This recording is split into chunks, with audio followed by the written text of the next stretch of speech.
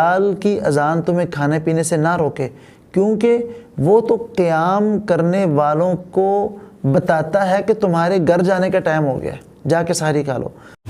حافظ عبدالحفیظ ناصر۔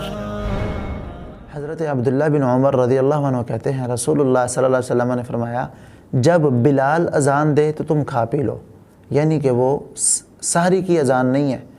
اور جب عبداللہ بن مکتوم رضی اللہ عنہ اذان دے تو پھر تم کھانا پینا چھوڑ دو۔ یہ صحیح بخاری اور صحیح مسلم میں ہے۔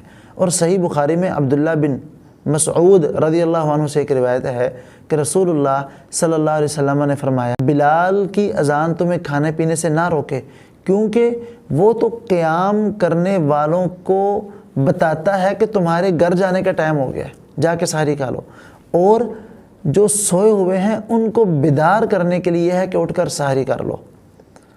اور پھر عبداللہ بن مکتوم جیسا کہ پچھلی روایت میں گزر چکا، وہ اذان دے تو پھر تم کھانا پینا چھوڑ دو، یعنی کہ سحری کے لیے اٹھانا اور سحری کا ٹائم ختم ہونے پر دلالت کرنے کے لیے رسول اللہ صلی اللہ علیہ وسلم نے جو طریقہ مقرر کیا وہ اذان کا تھا۔ اب رسول اللہ علیہ وسلم کا طریقہ ہمارے پاس موجود ہے، ممکن ہے، افراد بھی موجود ہیں اذان دینے والے، سپیکر بھی موجود ہیں دور تک آواز بھیجنے والے، تو پھر ہم سائرن کیوں بجائیں؟ کوئی اور طریقہ کیوں اختیار کرے؟ اور سائرن یاد رکھیں ناقوس کے مشابہ ہے۔ پہلے نمبر پہ یہ بات یاد رکھیں کہ سائرن بذات خود اچھا عمل نہیں ہے۔ رسول اللہ صلی اللہ علیہ وسلم نے صحابہ سے مشورہ کیا کہ ہم نماز کے لیے لوگوں کو کیسے بلائیں، پتہ نہیں چلتا کہ ٹائم ہو گیا نماز کا، کوئی ٹائم پہ آ رہا ہے کوئی لیٹ آ رہا ہے۔ تو مختلف مشورے آئے، ان میں سے ایک ناقوس کا مشورہ آیا کہ یہ ٹلی، یہ سائرن ٹائپ کہہ لیں آپ، موجودہ دور کا سائرن، یہ بجا لیں، اس سے لوگوں کو پتہ چل جائے گا کہ نماز کا ٹائم ہو گیا۔ تو رسول اللہ نے کہا یہ تو اہل کتاب کا کام ہے، ہم تو نہیں کریں گے۔ یعنی کہ سائرن بجانا ایک تو ناقوس کے مشابہ ہے، اہل کتاب کے عمل کی مشابہت ہے، درست نہیں۔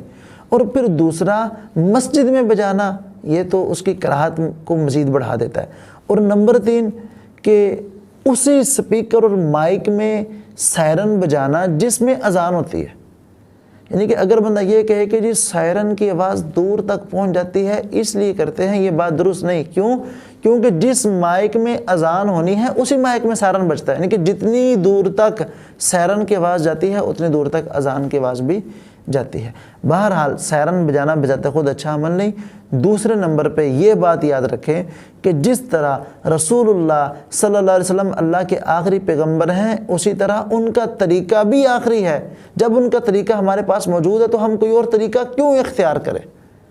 ہمیں رسول اللہ کے طریقے سے بہتر کسی اور کا طریقہ کیوں لگے؟ ہمیں اپنے ایمان کی فکر کرنی چاہیے، سائرن نہیں بجانا چاہیے۔ میں مسلمانوں سے دردمندانہ اپیل کرتا ہوں، اپنے بھائیوں سے اپیل کرتا ہوں، بالخصوص مساجد میں پھر سحری کے ٹائم میں سائرن بجانے کے بجائے اذان کا اہتمام کریں۔